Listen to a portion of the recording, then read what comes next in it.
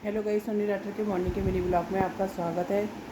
मैं स्वस्थ मस्त खुश आशा करती हूँ आप भी स्वस्थ मस्त खुश होंगे। जैसे कि आप लोग जानते हैं कि मॉर्निंग का ब्लॉग होता है मेरा शिव पुराण का। तो आज शिव पुराण रुद्र संहिता पंचम खंड का अध्याय 24वां मैं आपको सुनाने जा रही हूँ। ओम नमो पार्वती पते नमः, हर हर महादेव।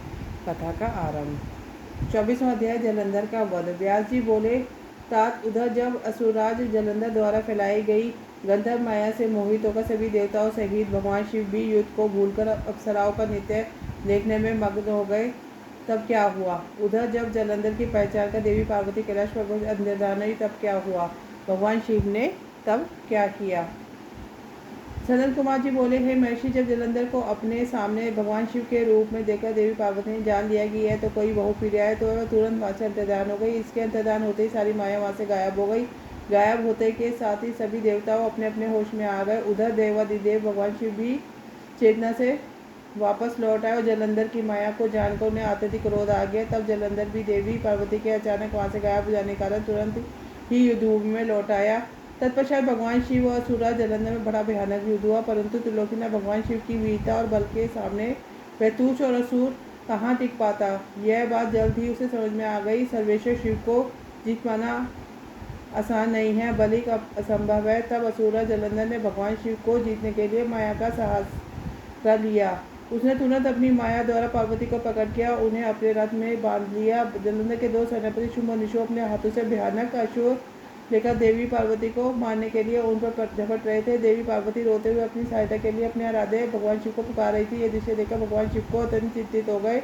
अपनी पार्वती व देवी को इस प्रकार कष्ट में देखकर व्याकुल हो उठे। तब अपनी पार्वती को दैत्येंद्र जलंधर से मुक्ति दिलाने के लिए उन्होंने बड़ा भयानक रूप धारण कर लिया। उनका वह रूप देखकर राक्षसी सेना भयभीत होकर इधर उधर भागने लगे और छिपने का प्रयास करने लगे। उधर दैत्य सेना के प्रधान शुंभ और निशुंभ भी डर गए और युद्ध से बचने की कोशिश करने लगे। उनके भयभीत होते ही जलंधर की माया समाप्त हो गई। युद्ध भूमि में हाहाकार मच गया, सब इधर उधर दौड़ने लगे। तब शुंभ निशुंभ भी अपने प्राणों की रक्षा करने के लिए भाग रहे थे। तब भगवान शिव ने उन्हें ललकारा, परंतु वह फिर भी युद्ध के लिए तत्पर न हुए। भगवान शिव बोले, तुम तो देवी पार्वती को मारने पड़ रहे हो, अब क्यों डर कर भाग रहे हो।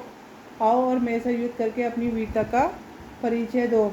भगवान शिव को वचनों का इन दोनों भाई पर कोई प्रभाव नहीं पड़ा और भागते रहे। तब क्रोधावश भगवान शिव ने शुंभ निशुंभ को शाप देते हुए कहा, हे दुष्ट असुरों, युद्ध में कभी भी पीठ दिखाने का वह नहीं करना चाहिए, इसलिए मैं तुम दोनों को छोड़ रहा हूँ। परंतु जिनको तो तुम मारने का पतन करे हो, वह ही देवी तुम दोनों का एक दिन वध करेगी। भगवान शिव के इन वचनों को सुनकर क्रोध में भरा जलंधर उस पर झपटा। उसने भयानक मार द्वारा पूरी पृथ्वी पर अंकार कर दिया। इससे भगवान शिव का क्रोध अत्यधिक बढ़ गया। उन्होंने अपने चरणांकुश से बने सुदर्शन चक्र को चला दिया। उस चक्र ने तुरंत जलंधर के सिर को उसके धड़ से अलग कर दिया। जब चक्र ने सूरज जलंधर का सिर काटा तो बहुत भयानक ध्वनि हुई और महादानव जलंधर पल भर में ढेर हो गया। जिस प्रकार अंजन काजल का विशाल पर्वत दो टुकड़े में विभक्त हो गया, तभी उसी प्रकार जलंधर का शरीर भी टुकड़ों में बढ़ गया। सारे युद्ध भूमि में उसका रक्त फैल गया। भगवान शिव की आज्ञा से जलंधर का यज्ञ और मांस महाभैरव में जाकर रक्त का कुंड बन गया। दैत्यराज जलंधर ने शरीर से निकला अद्भुत तेज उस समय भगवान शिव के शरीर में प्रवेश कर गया। जलंधर का वध होते ही चारों ओर हर्ष की लहर दौड़ गई। सभी देवता ऋषि मुनि बहुत प्रसन्न हुए। अप्सराएं गंधर्व मंगल गायन करने लगे। सभी चारों दिशाओं में भगवान शिव पर फूलों की वर्षा होने लगी। तो इसी के साथ यह अध्याय पूर्ण होता है। ओम नमो पार्वती पते नमः, हर हर महादेव।